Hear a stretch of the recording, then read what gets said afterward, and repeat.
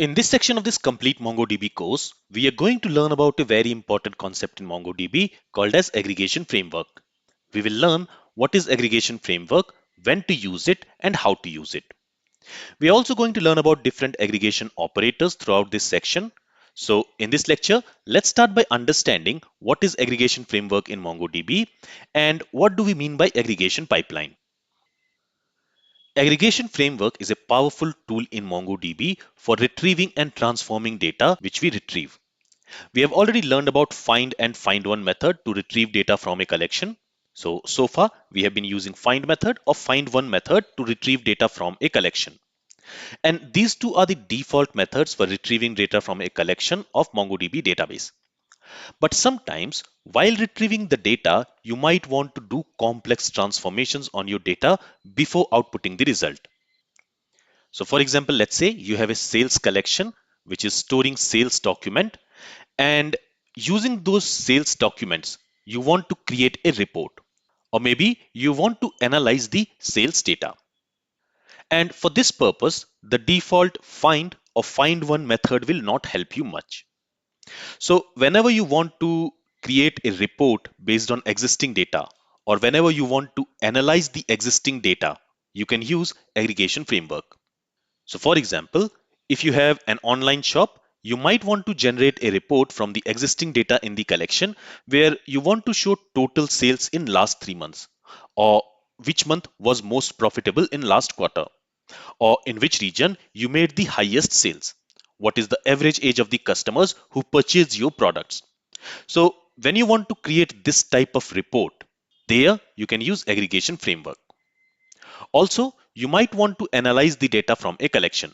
For example, you might want to know the average product sales in a given region, or which products are frequently bought with a given product, or what is the age group of your customers who is buying your products, or at what time of the year the sales are high. So these types of analytics also you can do with the help of aggregation framework. So what is aggregation framework? In MongoDB, aggregation framework is a powerful tool that enables you to process and transform large dataset within the database itself. It operates on a pipeline principle where documents are passed through a series of stages. Each stage performs a specific operation on the data, and this allows you to efficiently perform complex data analysis and reporting tasks without the need of extensive client-side processing. Let's understand aggregation framework with an example. So let's say you have a collection, and what you want is from this collection, you want to create a report. Now to create the report, the documents in the collection can go through different stages. So here, this match is an aggregation stage. This sort is also an aggregation stage. This group is an aggregation stage. And this project is also a aggregation stage. So here, the documents of this collection are passing through different stages of the aggregation pipeline. All these stages together creates an aggregation pipeline.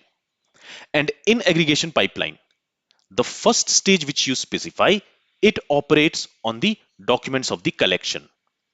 And rest other stages, it gets applied to the result of the previous stage. So for example, this match stage is used to filter data from the collection, filter documents from the collection. So let's say using this match stage, you're filtering all the mail users from, let's say, a user collection. Once it has filtered all the mail users, it is going to pass that set of documents where you have only mail users to this sort stage. And this sort stage is going to sort the documents in the resulting data set, which it has received from the match stage. So let's say this sort stage is going to sort all the documents of the resulting data set by its age in ascending order.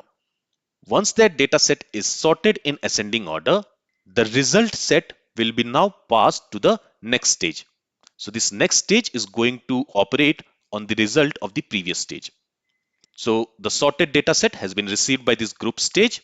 Now it is going to group all the documents in that result set based on a field. Let's say it is going to group all the documents in the result set based on country.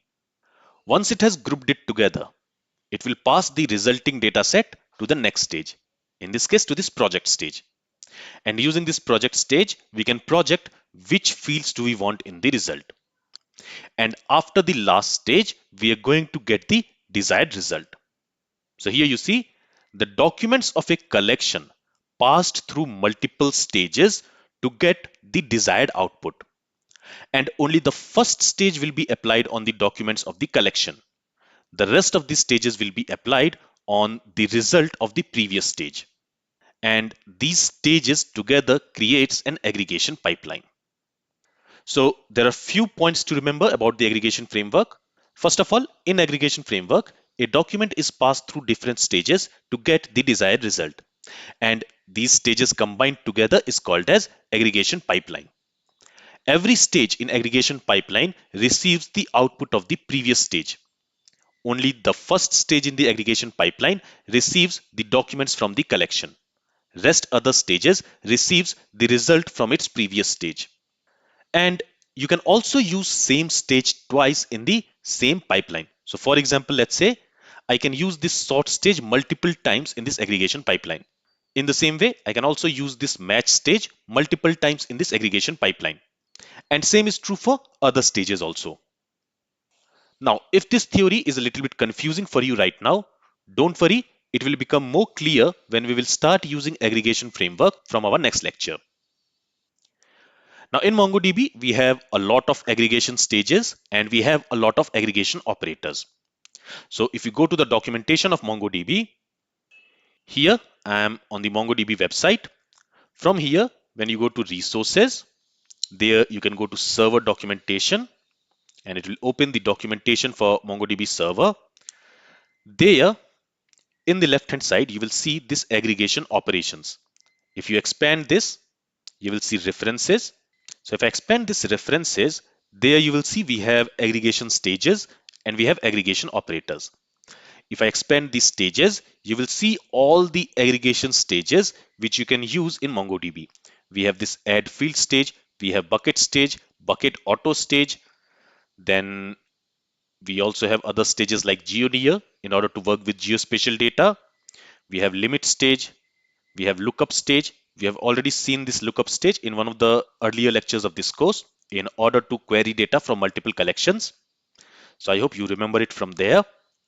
We have out stage. So here we have a list of all these stages which aggregation framework supports.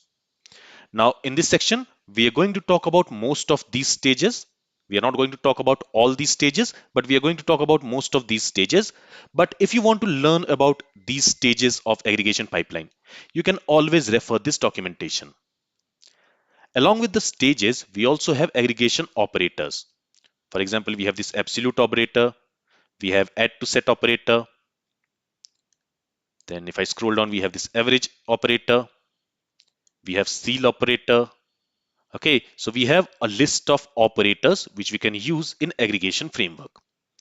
And I'll show you an example of some of these operators in this section and how we can use them. But again, if you want to learn more about these aggregation operators, you can always refer to the documentation. You can click on one of the operators. For example, let's say if I want to learn about this max operator, I can click on this link and it will take me to the documentation for that particular operator. Okay, and here you can learn what this operator does, in which stages you can use that operator. So these are the stages in which this max operator can be used. Then you can see the syntax and what that operator does. And you can also see an example of how that operator works. Okay, but in this section, I'm going to cover most of the important stages and also most of the important aggregation operators. So you will learn how these operators and aggregation stages can be used in an aggregation pipeline. And if you ever have any doubt, you can always refer to this documentation. All right. Now, before I wrap up this lecture, let's also go ahead and let's import the sample data with which we are going to work in this section. For that, what I'm going to do is, so currently I'm in the e-shopping database. Here, let me run this command, show collections. If I press enter, in here you will see that we have this employees collection. What I'm going to do is, I'm going to drop this employees collection. and I'm going to create that collection again using our sample data. So the collection has been dropped. Let me go ahead and let me open command prompt. And here I'm going to run the Mongo import command. So first of all, we need to move to the folder where I'm keeping the sample data. So in my case, it is this folder. Let me copy the path here. Let's go to command prompt, and there I'll type cd command, and let's move to that folder. Now here I'm going to use Mongo import. And what do we want to import? Here I want to import employee.json file. Now here we need to specify in which database do we want to import it. I want to import it in e-shopping database. And in which collection do we want to import it? I want to import it in employees collection. And then here, this file, this employee.json file, it is containing an array of JSON data. So that also I need to specify here by specifying ---- JSON array. And with this, if I go ahead and if I run this import command, here I have an error and it says it cannot find this employee.json file. That's because the name of the file is employees.json. So now let me go ahead and let me run this command. And now you can see this message, 33 documents imported successfully. Let's go to Mongo shell. And let me clear the shell here, and let's again run show collections command. And now we should have this employees collection one more time. And if I go ahead and if I query this employees collection, you will see we have these employee documents. So each employee document here, it has the first name field, it has last name field, it has gender field, email, date of birth, which is storing a string value. This date of birth is stored as a string value. We have this address field, which is storing an embedded document. In that embedded document, we have the street address of the employee, the city, the country, and the location. And what does this location storing? It is again storing an embedded document where we have the coordinates in latitude and longitude. And latitude and longitude are stored as string values and not as number values, as you can see. Then we also have this hobbies array, which is storing an array of string values. And we have the skills array, which is an array of embedded documents. And in each embedded document, we have the name of the skill and the level of the skill. So we are going to work with this data from our next lecture. This is all from this lecture. If you have any questions, then feel free to ask it. Thank you for listening and have a great day.